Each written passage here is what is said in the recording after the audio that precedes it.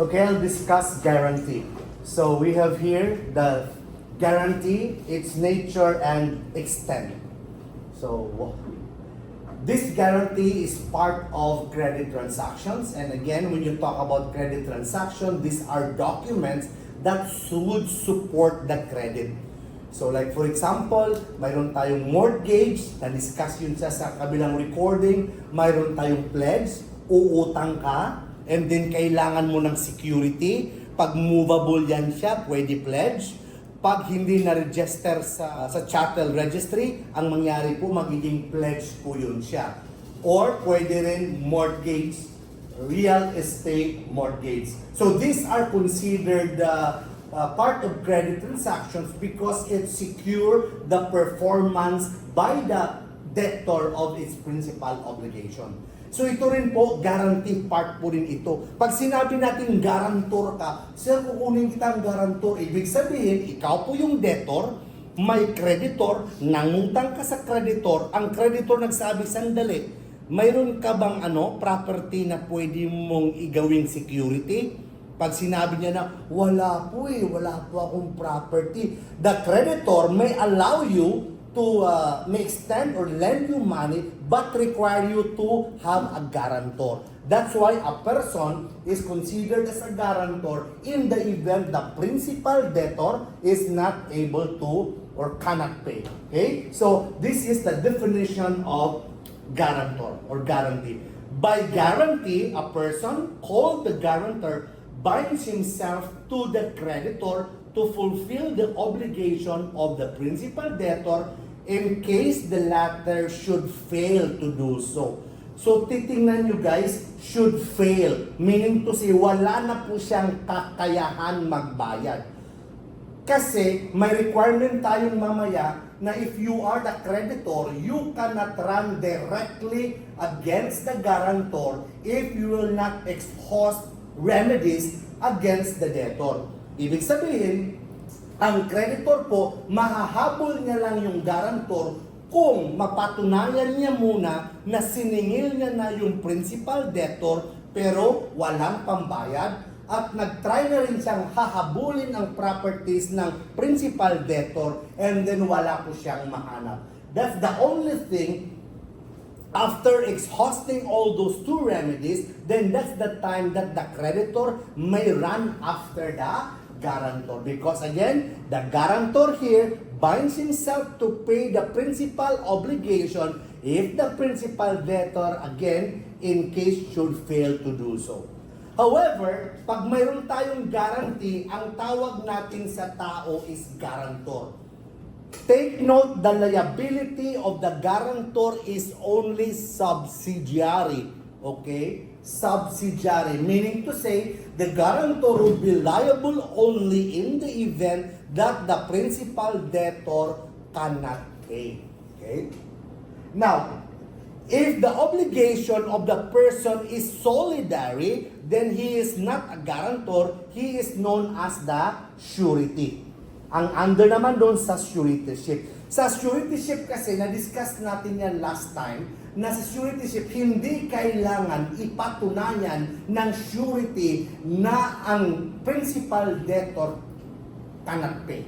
In other words, in surety or suretyship, the creditor is not obliged to show proof that he has exhausted, number one, demanded payment from the principal debtor. Secondly, exhausted all the properties of the principal debtor. Hindi yan kailangan sa surety. Because sa surety po, ang obligation ng surety at ng principal debtor ay, sabi natin, solidary. And if we talked about solidary, ang obligation po nila is, again, depende po yan siya sa creditor kung sino man yung hahabulin niya. Unlike sa guarantor or guarantee, ang obligation dito is subsidiary. That's why, sinabi ko ulit na the creditor must show proof na kailangan niya nahabol niya na yung credit ang debtor at walang pambayad at walang property. Now, let's go through the characteristics of the guarantee. One, accessory. Meaning to say, The guarantee cannot exist alone. It has to depend on some other contract where there are some other obligations or there is an obligation. Kagaya po nito, bakit may guarantee or may guarantor? Because ang principal contract there is loan. May isang taong nangutang. Kailangan ng creditor, sabi ng creditor, oh sige, kailangan natin ng guarantor. Kagaya dito sa school, you're a faculty, you're a member of cooperative. Mangutang ka sa co-op, faculty ka, then ang sabi doon, pwede, pero kailangan mo ng guarantor. So the principal obligation there, or the principal contract is actually a contract of loan, and guarantee there is just an accessory contract that depend upon the principal contract. Subsidiary, as I said, takes effect only when the principal debtor fails to pay his obligation. Unilateral, because it is only the guarantor that has the duty. Wala pong obligasyon ang creditor sa guarantor. Ang obligation po dito sa guarantee, ang guarantor may obligation siya sa creditor in the event again na ang principal debtor cannot pay. Then, hindi ka pwede maging guarantor sa sarili mo. You cannot be a personal guarantor of yourself. Kaya nga, kahit mayaman ka, hanapan ka talaga ng tinatawag natin na guarantor. So these are the characteristics of the guarantee. Now, classifications of guarantee, we have here, first, personal. Person who guarantees the fulfillment of the principal obligation. So tao po ito. Tao. So, may isang teacher, mag-borrow siya ng pera, and then mayroong isang teacher na mag-guarantor. So, yun pong tinatawag natin na personal. Because, it is more of his character. Whereas, pangalawa is real. The guarantee is supported by a property, either movable or immovable. If you listen to the earlier video, or recording, you would see that ang example po nito is mortgage. Pag nagsangla ka, ano tong mortgage? Okay, nanghiram ka ng pera. Sabi ng bangko, sandali, hindi kita mapapahiram ng pera pag wala kang security. Ano security ang gusto mo? Kailangan ko lupa, bahay, etc. Immovable. That is considered as a real mortgage or real estate mortgage. And if it is a movable property, then it could be a pledge or a chattel mortgage. Pledge, movable, mga maliliit na bagay, sangla ka, mangutang ka, kaya nga, ang tawag nun sa pawn shop, pledge din eh. Pupunta ka ng Cebuana, sangla mo yung earrings mo, pledge din po yun. Kaya lang, covered po yan sa by special laws. Origin, kinds, conventional, pag sinabi mong conventional agreement of the parties, legal, it is the provision of law, judicial, pag sinabi natin, interference or required by the court. Sometimes you are required by the court to be a guarantor, or there is a legal obligation upon you imposed by law to be a guarantor. Now, as to consideration, ang pag-guarantor kadalasan wala pong bayad dyan. Okay? Walang bayad. Kakilala because you trust and because of your bonding, you stand as a guarantor. Kaya nga sabi po, generally, guarantee is gratuitous. Ate, sige na, ikaw na mag-guarantor. Kilala mo naman ako ah. That's the case. But however, there are those which my consideration. Okay, mag-guarantor ka sa akin, bibigyan kita ng 5% ng ma-release sa akin. Okay, now, as to persons guaranteed, pag single refers only to the principal obligation, whereas if it extends to some other guarantee, double or sub-guarantee. Pwede kasi na mangutang po ako, ikaw po yung guarantor. Since malaki yung utang ko, ikaw ang nag-guarantor, nagpag-garantiya ka din sa iba. So yung sinatawag natin na sub-guarantee or double guarantee. Extend, definite, it's only for the principal obligation, but if it extends to other accessory of the contracts, then that would be indefinite or simple guarantee. Now, sabi natin kanina, anong pinagkakaiba ng guarantee at suretyship? The difference lies in the fact of its liability. Kasi sabi natin, similarity, obviously, guarantee and suretyship are there because they answer for the obligation of the principal debtor who failed to pay his debt. So papasok na ngayon yung guarantee, papasok na ngayon yung surety. However, ang difference nila yung liability nila. Because surety assumes liability as a regular party. That's why, pag hindi nagbayad. Kasi kung ikaw po yung debtor, it could be na ayaw mo lang magbayad. You have the potential, you have the capacity to pay, but you just don't like to pay. Ayaw ko. Ayaw kitang bayaran. So pag ayaw kitang bayaran, pag surety yun, then the creditor may run after if it is a suretyship, the creditor may run after the surety. Pero pag guarantor ka lang, then again, sabi natin, secondary or subsidiary liable. Therefore, the creditor must show proof na hinabol niya muna ang debtor at saka hindi makapagbayad at wala ng property. Kaya nga sabi nito, surety if the principal does not pay. Wala, kahit anong rason, ayaw niya magbayad, then surety. Pero kung guarantor ka lang, the principal cannot pay. Wala talaga siya, walang dinero, nada, walang pera, wala ng property, wala pambayad, guarantor. So pwede kang mahabol. Pero pag surety ka, regardless, may pera o wala, basta ayaw magbayad, then the liability is solidary, therefore pwede ka mahabol. Kagaya po dito sa example natin, si D may utang siya kay C in the amount of 1,000. Nagtayo ngayon si G as a guarantor. Nag-mature ng obligation but D fails to pay. So D, debtor. C, creditor. Amount of obligation, 1,000. Si G as guarantor. Nag-mature ng obligation. Again, creditor cannot compel the guarantor to pay unless he could show that creditor has exhausted all the properties of the debtor and resorted to all remedies. Because again, ang sabi nito, guarantee is only secondary or subsidiary. Whereas if G is a surety, hindi na kailangan. Magulo na masyado pag hinabol natin yung debtor, maraming tawag dito, mga reasons. But if you are a surety, then automatically, in case of non-payment, regardless of the reason, the creditor could run immediately after the guarantor. So yun po yung basic difference ng dalawa. As I mentioned earlier, guarantee is generally gratuitous. Walang pong bayad. That is the general norm. However, the parties may agree na may bayad naman sa abala. Ngayon, if you are a married woman, pwede ka ba mag-guarantee sa utang ng kaibigan mo? Ako po ay married. And then teacher sa FEU. For example, woman palang sinabi dito, no?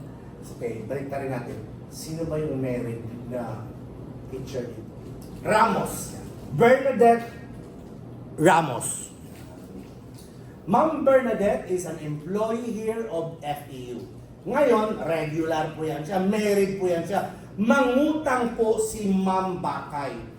Pwede ba mag-guarantee si Or can Ma'am Ramos stand as a guarantor on the obligation of Ma'am Bakay without the consent of her husband?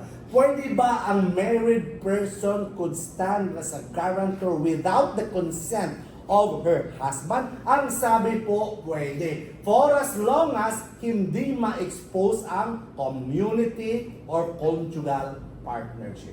A married woman may guarantee an obligation without the husband's consent, but not thereby bind the community conjugal partnership.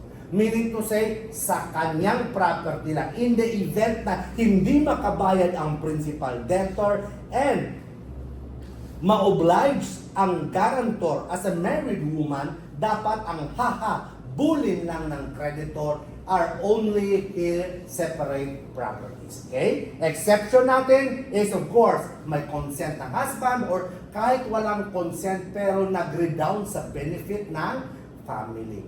For example, nanghiram si Ma'am Bakay and then guarantor si Ma'am Ramos, married po siya. Kahit walang consent ng asawa ni Ma'am Ramos, pero yun palang pera na hiniram ni Ma'am Bakay, hinati din nila at saka nandun ang kalahati kay Ma'am Ramos at na-enjoy din ng asawa. That redounded to the benefit of the family, so pwede po yun.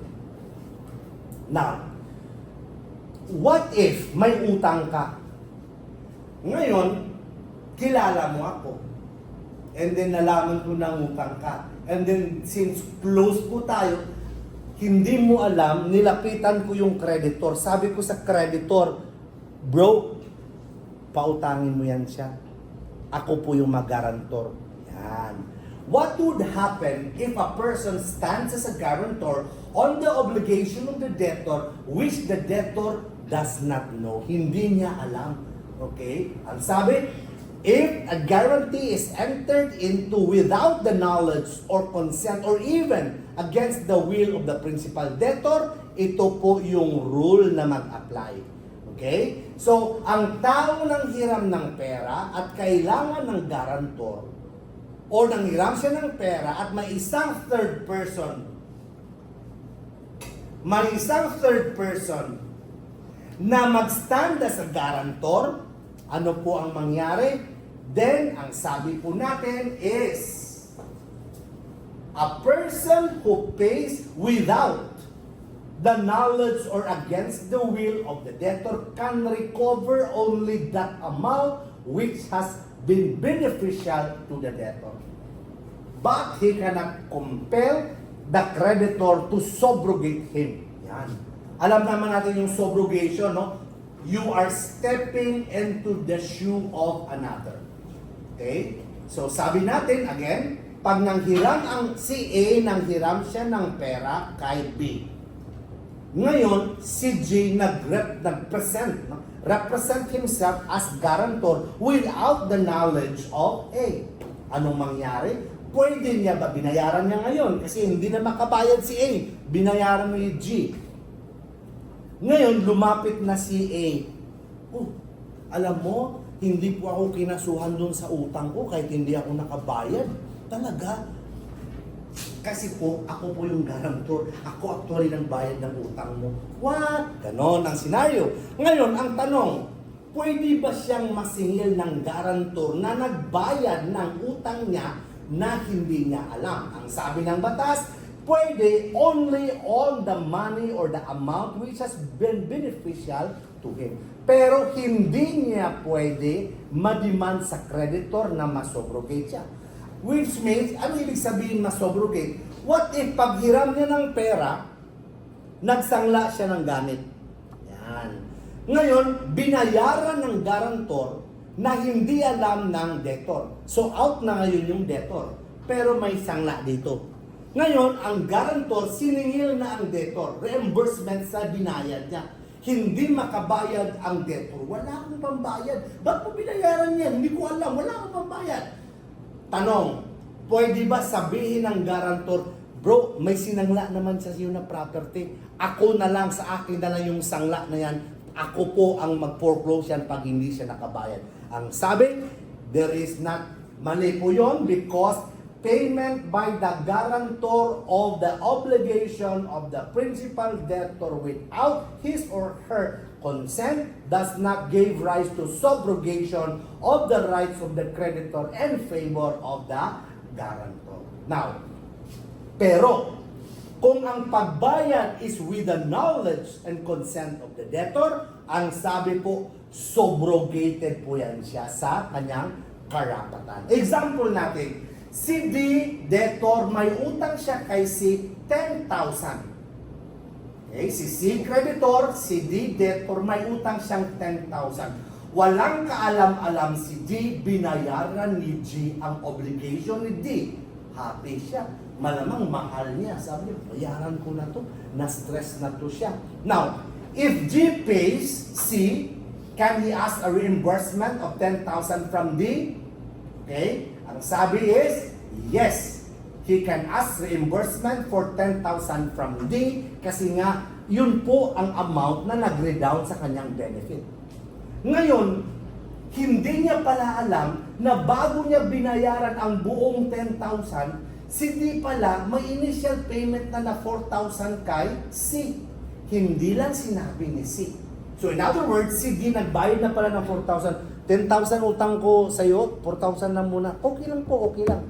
Ngayon, tahimik lang ang kreditor, lumapit ang garantor, sinabi niya, may utang pala sa iyo si A. Oo, bayaran ko na 10,000. Itong kreditor, medyo marumaro, kinuha ang buong 10,000. Nag-usap na ngayon ang debtor at ang garantor. Sis, binayaran ko lang ng 10,000 yung utang mo. Ha? Nabayaran ko na yung 4,000 noon. Hindi po, bayaran mo ako ng 10,000. 10,000 binayad ko dun. Under this article 2050, ang sabi po dito, the guarantor can demand only the amount which has been beneficial to the debtor. And that is, in our example, 6,000. Ano mangyari sa 4,000 na binayad niya? Solosyo indebeti or unjust enrichment, hahabulin niya yung creditor, which supposedly, kung mabait tong creditor, hindi niya na tinanggap ang buong 10,000. Ay, sir, 6,000 lang po, nagbayad na pala siya sa akin ng 4,000. That would be the case. But alam naman natin, sometimes, paano lang tayo, parang hindi alam, talagang thank you. Parang ganon mangyari. Okay? That is the case. Now, suppose the obligation of D, na nanghiram siya ng pera, mayroon siyang ginawang sangla. Nagsangla siya sa kanyang lupa. Ngayon, kung ang payment is without the knowledge of the debtor, walang karapatan ang guarantor to foreclose the sangla or the mortgage. Kasi nga without the knowledge. However, if there is a knowledge, then there is complete subrogation and the guarantor now would stand in the shoe of the creditor. And since he is in the status of the creditor, he may now foreclose the mortgage if the debtor will not reimburse him of his payment. That is in Article 2050. Now, kinds of guarantee, discuss kanina, pag sinabi natin conventional, pinag-uusapan ng parties, legal provisions of the law, judicial korte po ang nagsabi niyan, decree of the court. Gratuitous, depende naman kung may bayad, kung kadalasan wala po yun, character lang po yan, kakilala kayo matagal na, and then onerous, mayroon kayong pinag-uusapan. Now, necessity of a valid principal obligation. As we mentioned a while ago, guarantee is an accessory contract or a subsidiary contract. It cannot stand by itself. It needs to have a valid obligation which is usually based on a principal contract. That's why a guarantee cannot exist without a valid obligation. What if the obligation is voidable, unenforceable, or under natural? Still, this is valid. Because alam naman natin, pag ang voidable po ang contract, valid po yan siya until annulled. So during the transition na hindi pa yan na-annulled, if a person stands as a guarantor, valid po yan siya. Unenforceable contract, because this is a valid contract. Kaya lang hindi lang ma-enforce because of non-compliance with the statute of limitation. Statute of frauds. That is, it must be in writing. Natural obligation. Ano itong natural obligation? Sa natural obligation, tapos na yung obligasyon mong pagbayad. Kaya nakonsensya ka. For example, may utang po ako sa'yo. And usually, ang utang, pag nasa dokumento po yun, based on contract, lapse in 10 years. Nag-abroad po ako, pagbalik ko dito, di ba? Example natin last time, pagbalik ko dito, 11 years ago, tampo ka na sa akin, nandito na si attorney, ang yabang, pabor abroad, wala namang pambayad. Pero alam mo na hindi mo na ako masingil because prescribed na ang action. Pagpakita ka pa sa akin, may utang ka sa akin, hindi na kita masingil. But out of my own moral conscience, uminahon ka. Dahil doon sa pinahiram mo, alam mo, sikat na ako ngayon. So, babayaran kita. That is natural obligation. Okay? You cannot enforce that in court because, again, ito po ay konsensya. Yun po mga sinasabi natin na pwede po yan siya mag-guarantee. That is in Article 2052. Now, future debts. Pwede. A guarantee may also be given on the security of future debts. Pero pag hindi pa na-determine, wala ka pang liability until such time na liquidated na po yan siya. Okay? Ganon din po kung mayroong suspensive at mayroong resolutory. Balikan po natin ano yung suspensive, parang race, di ba? Sa suspensive, wala ka pang karapatan to demand. ang karapatan mo to demand would fall only when the obligation or rather the condition is fulfilled. Whereas sa resolutory, nandun na yung karapatan mo, but it will be extinguished the moment the condition is fulfilled. So dito ang example natin na ang guarantee pwede sa future. May dalawang tao. Itago natin sila sa kanilang pangalan, si D at saka si C. Partner sila sa isang business. Ngayon, si G pwede niya i-guarantee ang obligasyon ni D sa pagbayad ng share niya sa profit.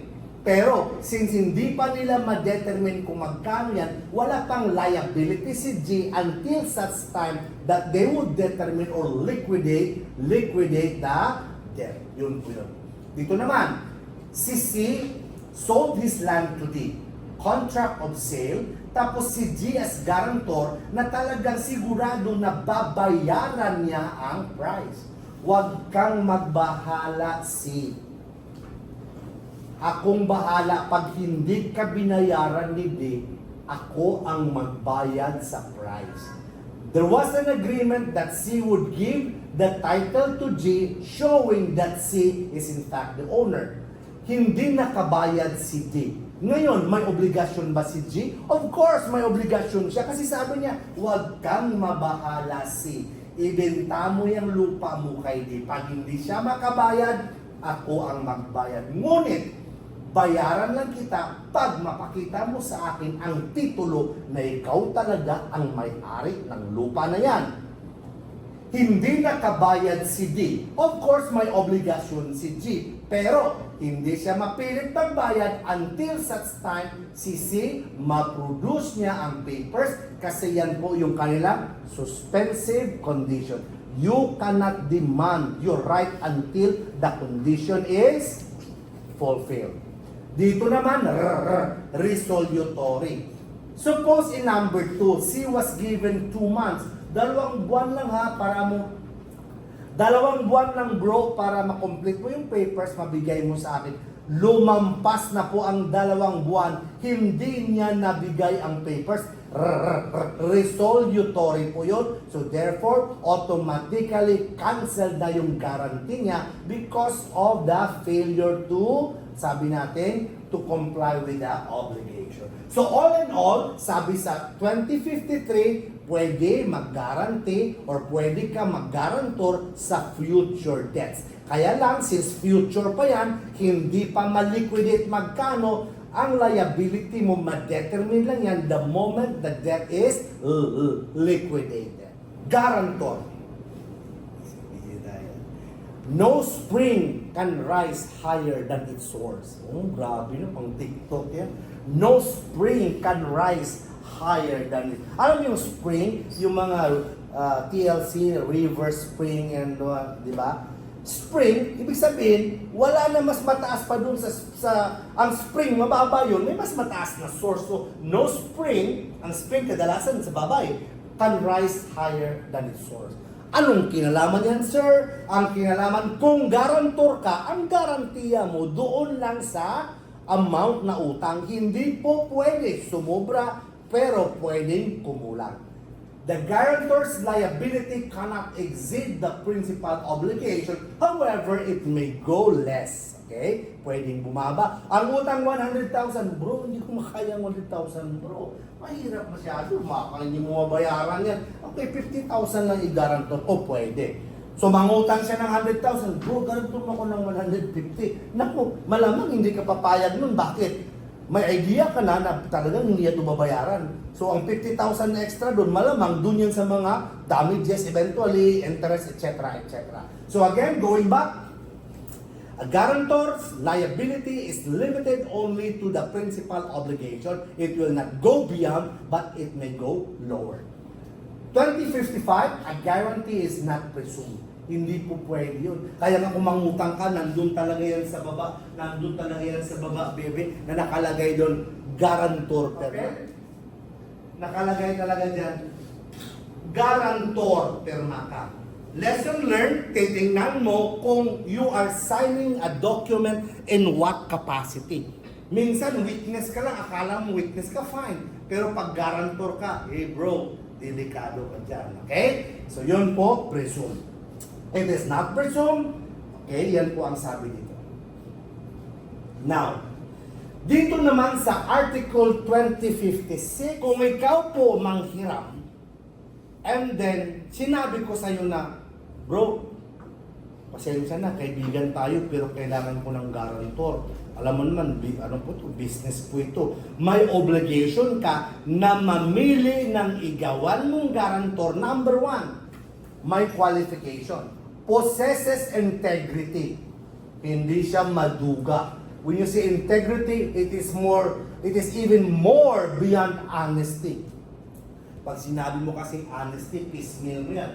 Pwede ka maging honest ngayon, mamaya hindi ka na maging honest, tatanungin ka, saan ka na? Sa school pa. Wala ka sa school, dishonest ka. Pero pag sinabi natin integrity, the totality of your being. So you possess integrity and you have the capacity to bind yourself, meaning you have the capacity to enter into a contract, and thirdly, you have sufficient property. Why is that so? Because pag hindi ka mismo makabayad as a guarantor, then ang property mo will answer for your obligation. So sabi po natin ulit, 2056, one who is obliged to furnish a guarantor shall present a person. So meaning to say, sino to yung one? Ito po yung debtor na nanghiram. Sabi ng creditor, sandali, okay bro, pahiramin kita, pero kailangan ko ng guarantor. So you will present a person with all this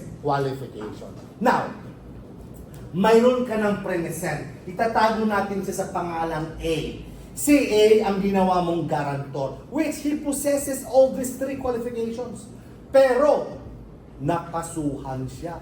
Hindi lang kaso, na-convict siya of a crime which involved dishonesty. Ano yung mga crime that involves dishonesty?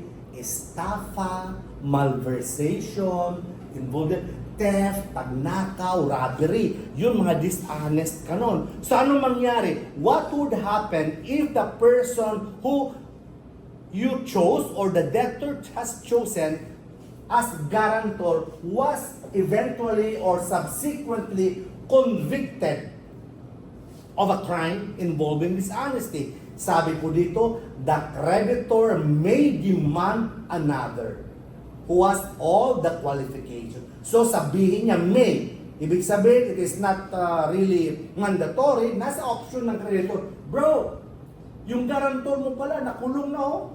Ano pala yun? Sinungaling pala yun, magnanakaw pala yun, or whatever. So, kailangan mo magbigay sa akin ulit ng tao na who will stand as a guarantor. That is in Article 2057. But, hindi yan siya mag-apply kung sa simula pa lang ang creditor mismo ang nag-require and nag-stipulate na siya po ang gusto kong maging guarantor. Si Sir Vic po ang gusto kong maging guarantor. So in that case, for the purposes of example, kung ano mangyari kay Vic, may kaso man o wala, ang point natin dito, wala na pong substitution in the event that it is the creditor himself who required and who has referred or has stipulated that a certain person will stand as a guarantor. Take note also, here, the requirements must be present only at the time of the perfection of the contract. After the contract, after the contract of guarantee, may loan. Minsan kasi, pwede ka pahiramin ng loan. Pwede ka ipa-loan, pahiramin ka ng pera. Kahit wala pang guarantor. Kaya lang nakikita ng creditor na, lavish naman masyado itong yung lifestyle na nanghiram sa akin, parang delikado to ah. So, tatawagin kita, bro. Pwede bang stand as guarantor? Hanapan mo ka ng guarantor yon. So, again, the requalifications of the guarantor must be present only at the perfection of the contract of guarantee, and the subsequent loss of integrity or property will not operate. Okay? Operate to exonerate the guarantor. Yun po ang sabi. But, he may demand other guarantor, as we mentioned, or may waive, depende po yan sa creditor. So, dito na po tayo sa second to the last topic. Effects Ano po yung epekto ng guarantee between guarantor and creditor? Or between co-guarantor? So, unahin po natin yung guarantor and creditor. Guarantor at creditor. Sabi natin kanina, yung unang bungad pa lang, hindi. Mayroon tayong tinatawag, what is this benefit of exhaustion or exhaustion? Isa lang po yan sa exhaustion or exhaustion. Meaning to say, kung ikaw po yung creditor, okay, hindi mo ma-compel ang guarantor na bayaran ang obligasyon ng debtor kung hindi mo mapakita na hinabol mo na ang debtor sa lahat ng kanyang property at mayroon ka ng undertaken all the legal remedies against the debtor. That is a guarantee of, rather, that is the benefit of exhaustion or exhaustion. The guarantor cannot be compelled to pay the creditor unless the creditor would show again na nahabol niya yung creditor. Yun po ang sabi po dito, kailangan the creditor must show proof na mayroong exhaustion. Makikita natin mamaya, sabihin ng creditor, wala ng property yung si Mr. A, wala na siyang property talaga. So, may utang. Si A, nanghiram siya kay C. Si G ang guarantor. Under Article 2058, hindi basta-basta agad mahabol ni creditor ang guarantor kung hindi niyang mapatunayan na may effort siyang singilin ang debtor at may effort siyang habulin ang lahat ng properties na debtor at mayroon pa siyang mga action. Ano yung mga action? What if mayroon pala si debtor pinahiram na pera, siya na ngayon mangungulekta? Okay, yun po yung sinabi natin, legal remedies. Like for example, may matanggap na pera ang debtor, pwede niyang puntahan ng korte or huwag nang ibigay sa kanya, may utang siya sa akin. Those are examples of legal remedies undertaken by the creditor against the debtor. Ngayon, pag sinabi ng creditor, wala na talaga akong mahanap na property. Wala na talaga akong mahanap na property. Sa batas, pwedeng ituro ng guarantor. Kasi ang guarantor, may personal, mas personal ang relationship niya with the debtor compared sa relationship ng creditor at debtor. So mas alam ng guarantor kung saan ang mga properties ng debtor. So here, pwede niyang ituro. But before that, sabi natin, hindi po applicable. Take note of these exceptions to the rule on exhaustion. Hindi na. These instances, 1 to 5, these do not require creditor to show proof that it exhausted all the properties and legal remedies against the debtor. Hindi na kailangan. Number 1, the guarantor has expressly renounced it. Or solidary siya. So dito, pag solidary, hindi na siya guarantor actually. Magiging surety na siya. Insolvent na ang debtor, nagtago, umalis, hindi na mahanap. Natural guarantor ka, hindi na mahanap. No? So yun po ang mangyari. Kagaya nangyari dito, si ma'am ganito. Diba? Naging siya, hinabol na siya ng co-op. Sabi namin, hindi pwede yan kasi hindi mo pa napatunayan na hinabol mo yung teacher na nangutang. Hindi na nga makita eh. Friend ka sa Facebook pero wala na. Binlock na siya. Oh, galit na galit. Happy na siya, Best pa naman kami, katabi kami ng cubicle. Ang dami ng kwento, di ba? So here, presume. So these are the 5 exceptions when the creditor is no longer required to show proof that he has undertaken this benefit of exhaustion or exhaustion. Okay. That is waiver, liability, assumed surety, insolvency, absconds, the debtor has absconded, and restore to legal remedies. Now, ito yung sinabi ko kanina. What if, in our example, sinabi ng creditor, wala na talaga akong mahanap na property. Singilin na kita. So in defense, pwede sasabihin ng guarantor, sandali, mayroon pa yung property nandun sa Antipolo, napuntahan mo na ba? Mayroon pa yung property sa Butuan, napuntahan mo na ba? So here, duty of guarantor to set up benefit of exhaustion. In order that the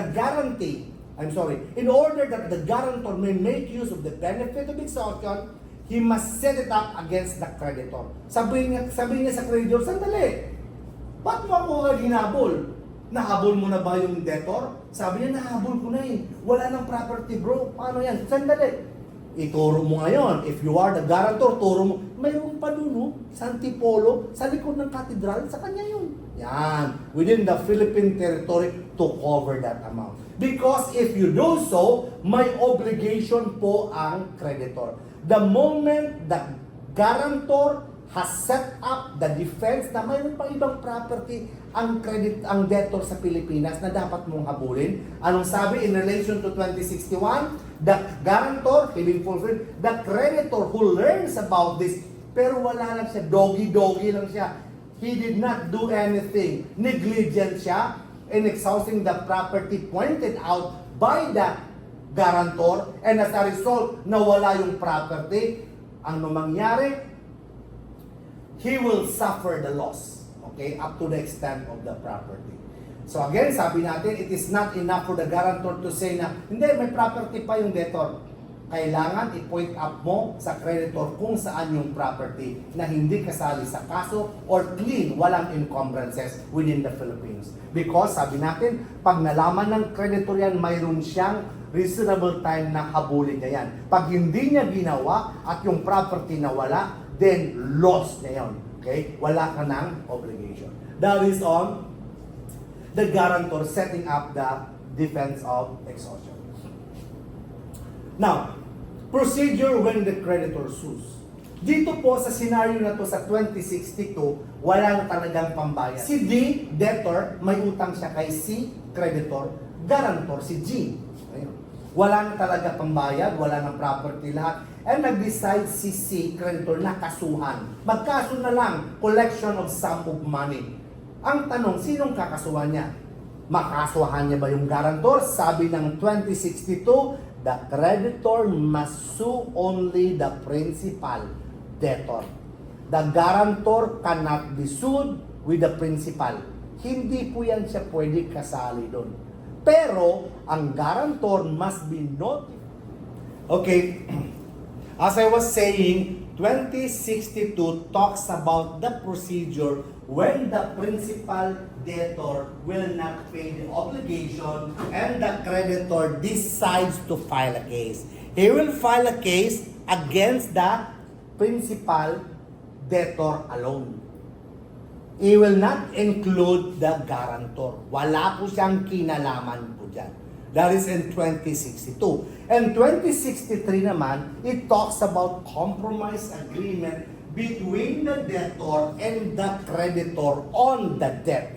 Ang sabi po dito sa 2063, if the compromise agreement is beneficial to the guarantor, then it will extend its benefit to that guarantor. Otherwise, if it is prejudicial, meaning burdensome, nadagdagan ng obligasyon, hindi po. Kasi nga, from the start, the liability, the exposure of the guarantor is fixed on a certain limit or a certain amount. Kagaya dito, si D may utang siya kay C 10,000. Si G guarantor. Sabi ko kanina, may mga matters na hindi alam ng guarantor. So nag-usap si D at saka si C. Na-convince ni D, si C, na-convince na the debtor was able to convince the creditor na babaan mo na lang bro. Binabaan ngayon from 10,000 to 8,000. Ang sabi po, the reduction there is beneficial to the guarantor and therefore, pwede siya mag-apply sa guarantor. Second bullet, however, tumaas. Meron silang compromise, tumaas. Of course, it will not apply to the guarantor because it is prejudicial. The exposure of the guarantor will remain on the amount of 10,000. As to the payment of time, may binigyan na extension. Extension of time, this is leniency on the part of the guarantor, then pwede po yan siya ma-apply. However, pinababaan, shorten the period, hindi po pwede. Kung may utang na 6 months, ginawang 3 months, hindi nakabayad ng 3 months, kung ikaw yung creditor, you cannot demand that the guarantor will pay on the 3-month period. Because again, the agreement, the compromise agreement that shortened the period is prejudicial to the guarantor. If you are the creditor, you have to wait for that original 6-month period before you could demand payment from the guarantor. Now, sub-guarantor. Ganito, pag sub-guarantor, pag sinabi natin sub-guarantor, marami kayong guarantors. Okay? Marami kayong guarantor. So ikaw, kung ikaw po yung guarantor ng isang guarantor, then pwede ka rin mag-assert nung tinatawag natin right of exhaustion.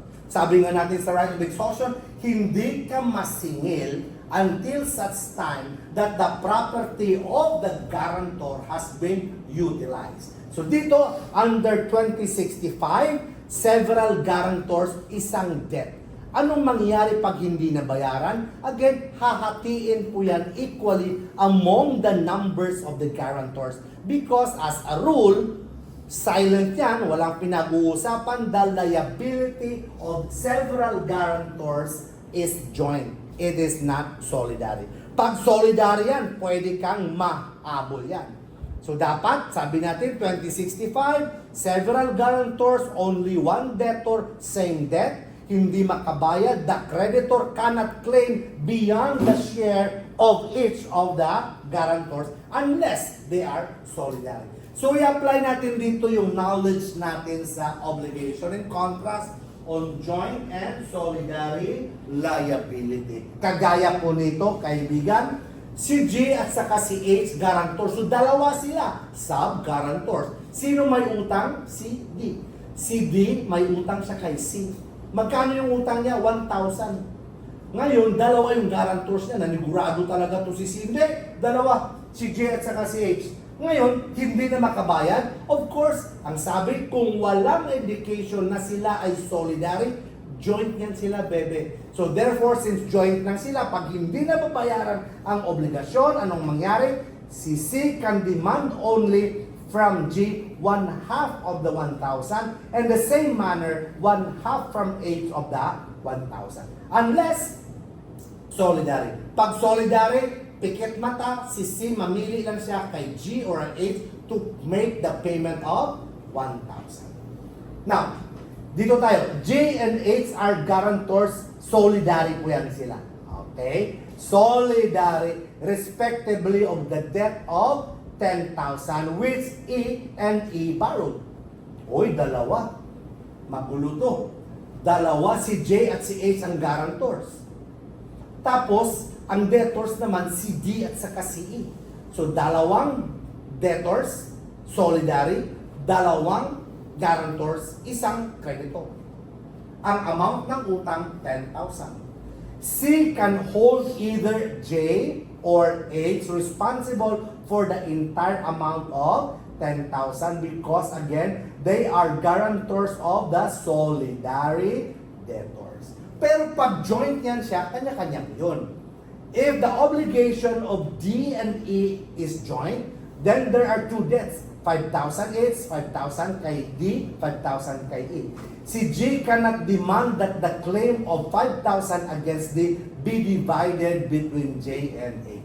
Hindi po, kanya-kanya po yun. Okay? So again, lesson to remember, titingnan po natin if there are two guarantors or two or more guarantors on one debt and one debtor, the liability would depend whether the debtors are joint or solidary.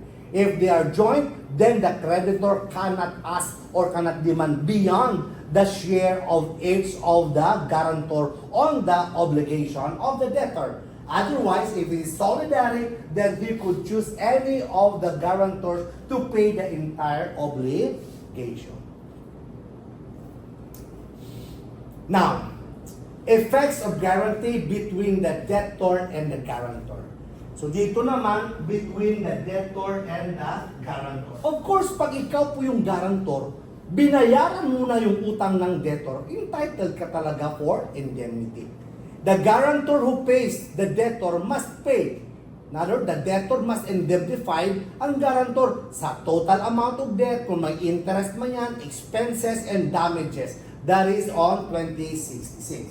Effect of payment by the guarantor without notice of the debtor, sabi natin kanina, kung ikaw po yung guarantor, nagbayad ka na walang alam ang debtor, then you may raise all. If you are the debtor, you may raise defenses. Sandali. Ba't mo binayaran yun? Bayad na yan. Hindi ka ba nagtanong sa akin?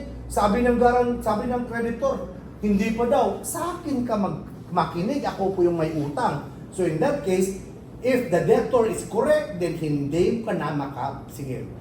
Kasi nga, sabi natin, nagbayad ka eh. Marunong ka eh. Hindi ka nagtanong muna eh. So the guarantor who pay without notifying the debtor here can enforce all the defenses available sa creditor against the guarantor. For example, if the debtor has already paid the creditor, nabayaran na pala ng debtor ang creditor, sumampa lang to bigla yung guarantor at nagbayad. Sabi niya, sandali, nabayaran ko na yan, so hindi mo na ako masingil. So ngayon ang mangyari, the guarantor cannot demand reimbursement or indemnity from the debtor, but instead, balikan niya yung creditor. Creditor, ba't mo naman tinanggap yung bayad ko? Nabayaran ka na pala eh. That would be the other story. Sabihin naman ng creditor, hindi ko alam, ganito. But again, supposedly, the creditor will not accept the payment by the guarantor. Now, effect of payment of the guarantor after or before the maturity. Hindi pa tapos. Okay. Para mabilis po tayo. Ang Article 2069, ang ito po yung scenario. Si A, may utang, balik tayo. Si B, debtor, may utang siya kay creditor. 6 months po ang palugit. Okay? 6 months po. May period. Period. Ngayon, bago ng 6 months, mayabang ang guarantor. Binayaran niya na. Magkano may utang? Bayaran ko na. 3 months pa lang. So, out na ngayon yung creditor. Bye-bye. Uwi ng creditor. Happy ng creditor. Ngayon, since nabayaran niya na, sabi ng previous article, pwede siyang ma-reimburse. Pero, sabi po, hindi ka makademand ng reimbursement within the 3-month period. Antayin mo muna mag-expire ang original na pag-usapan na 6 months bago ka maningil ng reimbursement sa debtor unless ratify papayag ang debtor. Okay? Yun po yung effect of payment by the guarantor before maturity. Sa example natin ulit, ang bayaran ng debtor 6 months. Pero hindi na kapag-antay yung guarantor, no? Paporma siya sa debtor, bayaran ko na yan. 3 months binayaran niya. Of course, since nag-benefit sa debtor, i-reimburse ng debtor. Pero sabi sa 2069, huwag kang mag-agad-agad hingi ng reimbursement. It is only until the expiration of the period of payment. Unless, nag-ratify ang debtor, o sige, bayaran na rin nila. Now, ang scenario 2070 iba. Nagbayad ang guarantor. Hindi niya sinabi sa debtor na nabayaran niya na surprise, parang gano'n. In natural, since hindi alam ng debtor, nagbayad ang debtor. So ang una dito, ang unang nagbayad dito guarantor. Pangalawa, nagbayad ang debtor. So sa example na to, ang pinakamaduga dito, ang creditor. Tinanggap niya yung dalawang bayad. So here, just for purposes of discussion, anong nangyari?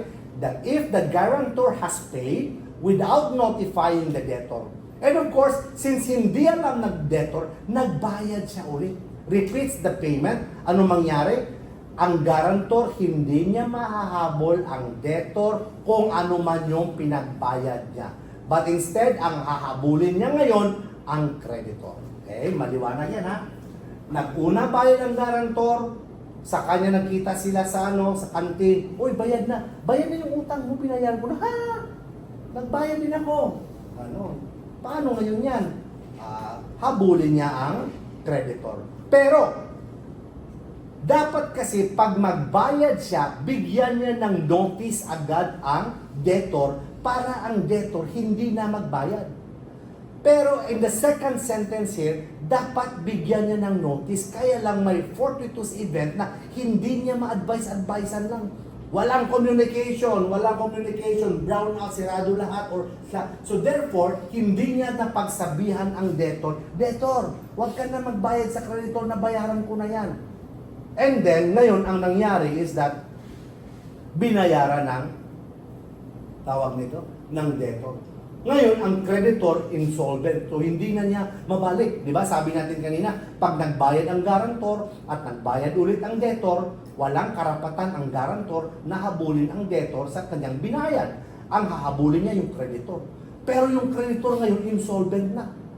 Anong mangyari ngayon? Sabi ng batas, kung ang failure ng guarantor na i-inform ang debtor na nabayaran niya na is because of fortuitous event, and then nagbayad ang debtor, debtor shall reimburse the guarantor. So that is an exception to the rule if the reason why the guarantor was not able to communicate immediately to the debtor of his previous payment is due to fortuitous event, and as a result, the debtor pays again, the debtor could, under this article, shall reimburse the guarantor of the amount. Remedy of guarantor to proceed against the debtor. Sabi natin kanina, walang karapatan ang guarantor na hahabulin ang debtor hanggat hindi niya pa nabayaran ang obligasyon ng debtor as a guarantor. Again, the general rule, as we mentioned a while ago, is that the guarantor cannot run after the debtor unless he could show that he has previously paid the creditor of the principal obligation. However, there are exceptions. Dito po sa exceptions na to, pwede nang habulin agad ng guarantor ang debtor kahit hindi pa siya nagbayad. Meaning, ang guarantor hindi pa nagbayad sa creditor, pwede niya nang habulin ang debtor. Bakit? Kinasuhan na siya ngayon. Sandali, ba't ako kasuhan dito? Debtor, ano to? Ganyan. Or, ang principal debtor, alam niya wala na, insolvent na. Again, sabi natin, guarantee, expiration of payment, lapse of 10 years, reasonable doubt, tatakbo po yan siya, imminent danger na maging insolvent. In all of these instances, pwede niya nang habulin ang debtor. Again, in all of these instances, 1 to 7, ang guarantor pwede niya habulin ng debtor kahit hindi pa siya nagbayad. Anong action na gagawin niya? Na siya po ay i-release from the guarantee. Out na po ako dyan. Hindi na po ako magiging guarantor. Yun. Or, kung gusto niya pa maging guarantor, then mag-demand siya other security from the debtor to protect himself in the event na, bulin siya ng creditor. That is in 2071. Third person, nandito. Dapat kasi hindi tayo makialam. Dito kasi may nakialam. Hilig tayo makialam. Ano nangyari dito? Si D, may utang siya kay C. Okay? Ngayon, ang third person talaga ang nag-ano na, ito gawin mong guarantor. Wala siyang kinalaman. So, ngayon, ang guarantor hindi na makabayad. Pwede kang mahabol. Okay? Again, ulitin natin. If one, sino tong one? At the request of another becomes a guarantor for the debt of a third person who is not present. Ginawa kang guarantor if one nag-request, upon the request of another, third person, hiningi ka na maging guarantor sa utang ng tao na wala dito. The guarantor who satisfies the debt may sue the person requesting or that. For example, si D, may utang siya kay C. Or mag-uutang siya kay C. Wala si D dito. Ngayon, ikaw, third person, sinabihan mo ako. Sir, attorney, kilala ko to si D. Close kami. Nangutang siya kay C, walang garantor. Ikaw na lang mag-garantor. Estudyante mo naman yan, nakikinig yan habang nagle-lecture ka. Okay, fine. So, nag-garantor po ako ngayon. Hindi nakabayad. Ako po ang nagbayad sa creditor. Anong mangyari? Of course, maliban sa mahabol ko yung debtor, ikaw mismo na nag-request, pwede kang kakasuhan. Okay? Sabi po dito, the guarantor na nakabayad sa utang ng tao na wala dito may sue that person who requested or the debtor for reimbursement. There's no question about the debtor. Pwede niya talagang hahabulin. Pero since wala dito, nasa abroad, ikaw ngayon na nag-request. So hindi ka pwede magsabi, sandali, wala po akong kinalaman sa utang dyan, ha? Ako lang nag-request. Sabi ng 2072, if you are that person who requested another to become a guarantor on the debt of a third person who is not present, and nabayaran ko yung utang, hindi na makabayad ang debtor, then you are the person requesting, you would be also liable. Lapit na. And that's the last topic.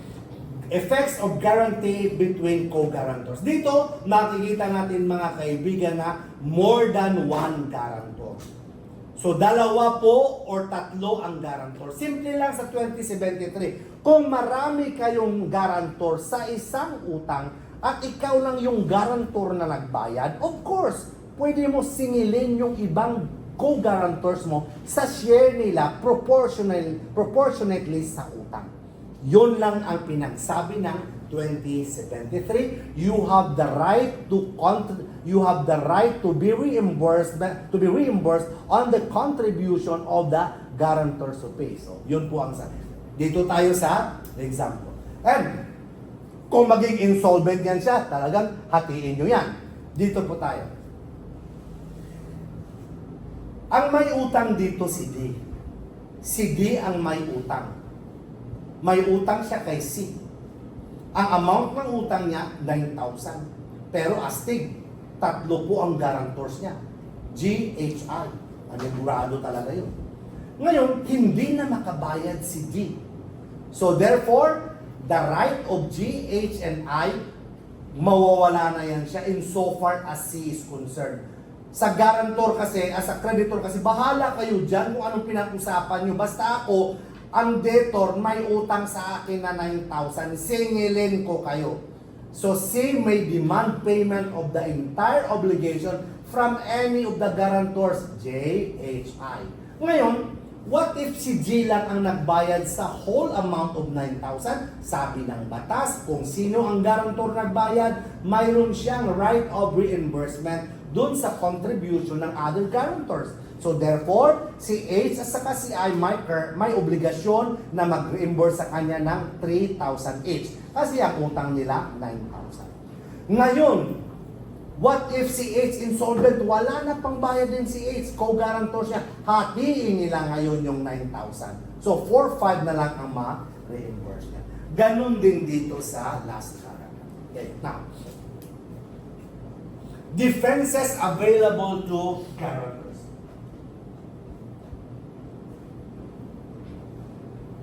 So dito, defenses, sabi lang dito, napakasimple lang. Kung ano yung available na defenses mo, pwede mo yan magamit. Kaya natin dito kanina, kung nabayadan na, may fraud, you could raise that as a defense. 2075, liability of subguarantor in case of insolvency of guarantor. A sub-guarantor in case of insolvency of guarantor to whom bound responsible as co-guarantor. So, kung hindi na makabayad ang guarantor at ikaw po yung sub-guarantor, ikaw po ang magbayad. That simply is under 27. And extinguishment of guarantee. Tapos na po ang guarantee. Paano po ma-extinguish ang guarantee? Of course, pag nabayaran ng obligation. The obligation of the guarantor is extinguished at the same time that of the debtor for all these reasons. Nabayaran na po. If you notice, ano po ito? This 1 to 6 are also the ground to extinguish an obligation under our obligation. So, payment nabayaran na. Loss of the thing due, condonation, confusion. All of these are grounds also. Since guarantee is a contract, these are an obligation under the guarantee is also extinguished by the same factors or reasons under the obligation. Now, released by conveyance of the property if the creditor voluntarily accepts immovable or other property in payment of the debt, even if it should afterward lose through eviction, the guarantor is released. So meaning to say, may utang. And then, ako po yung guarantor. And then, hindi na bayaran. Pagkatapos nun, ako yung singilin. Instead na bayaran ko, sabi ko sa creditor, bro, wala akong pambayad. ito na lang property yung ibigay ko sa iyo. Okay lang ba to? Pumayag siya. Then, release na po ako sa obligasyon. Kahit pa eventually ma-evict po yan siya. Yun yung sabi po dito. Kasi kasalanan niya yan na hindi niya check masyado yung dokumento. Release of guarantor without the consent. Dito naman po, if a release made by a creditor in favor of one of the guarantors without the consent, take note, without the consent, benefits all. Pero pag may consent yan siya, hindi. So, dito po, may creditor. Isa lang ang creditor, maraming guarantors. Kakilala ng isang creditor ang isang guarantor. Sabi niya, bro, wala ka na dito. Sige na, okay ka na. Kilala kita, huwag na. So, ano mangyari? Kung ni-release ng creditor ang isang guarantor, the release will also benefit the other guarantors na walang consent. Kagaya po nito, may isang utang worth 9,000. Tatlo po ang guarantors, GHI. Ngayon, ang creditor, ni-release niya si G. Dapat ang utang 9,000, hatiin nila yan, 369. Diba? Kasi wala naman nakalagay dito na solidary. So, joint ang presumption. Ngayon, ni-release ni creditor si G. Walang alam si H and I. If G is released without the consent of H and I, then H and I will be liable only to 3,000 and 6,000. Hindi nila i-shoulder yung buong 9,000. Tinanggal siya. Wala silang consent. Bakit ganun yan? So, ang natira na lang na 6,000 yung paghahatiin nila. If the release is made without, kawawa naman itong kasama natin, wala na talaga itong pera. Wala na talaga yun. So, sige, wag mo na lang siyang singilin. May consent, ang share ngayon ng na-release with their consent, hahatiin po nila. So, 4,545 sila. If G release with a consent, si H lang may alam, siya yung pumag-shoulder ng 6,000. So again, depende po. If the release by the creditor of one of the guarantors is without the consent of the rest of the guarantors, then it will benefit them. The amount so released will be applied also to the obligation of the remaining guarantors. Otherwise, if there is no consent, if there is consent, then they will share the amount that has been released or remitted by the creditor. Extension of term, ito iba po ito. Extension granted. Kung ang guarantee mo is 6 months, in-extend po yan. Naku, delikado po yun. Ang sabi natin kanina nag-apply, payment po yun. Kung ang payment is extended, the compromise agreement between the creditor and the debtor applies to the guarantor. Dito naman, the period of the guarantee. Ang unang pinag-usapan natin ng guarantee is 6 months lang. In-extend po yun. Ang sabi po dito, an extension of the guarantee, period of guarantee, without the consent of the guarantor extinguishes the guarantee. Bakit mo pinahabang exposure na hindi natin yan pinag-uusapan? That is in Article 2079. Release when guarantor cannot be subrogated. Dito naman, pag guarantor ka, dapat isubrogate ka sa karapatan ng creditor. Kasi binayaran mo ang creditor and therefore, you will step into the shoe of the creditor, especially so if the debtor knows about your payment. Pero for some acts of the creditor, dahil may ginawa ang creditor, you cannot be subrogated, then you will be released. Released when the guarantor cannot be subrogated. So, ito po yung sabi natin, i-release ka. Hindi na ka pwede mag-guarantor. Ganito po ang sabi po dito. And defenses available to the guarantor against the creditor, available din po yan siya. And the final slide. Final slide. This talks about legal and judicial bonds. Of course, alam ko sa inyo, wala pang may nakasuhan na dito. Of course, wala pa, di ba? Sana wala talaga. Kasi pag nakasuhan kayo, and then may mga bondsman yan. Ano to yung mga bondsman? Negosyo yan. For example, kailangan mo ng piyansa. Wala kang pang piyansa, bro. So, wala kang pera. Punta ka sa bondsman. Sila po ang mag-guarantee po. Ito po yung mga bondsman, no? Bondsman who is offered in the judicial order. Sila po yun. Bondsman, surety, na sila po ang mag-comply sa order. Okay? So, that is all on our discussion on guarantee. So, thank you for listening.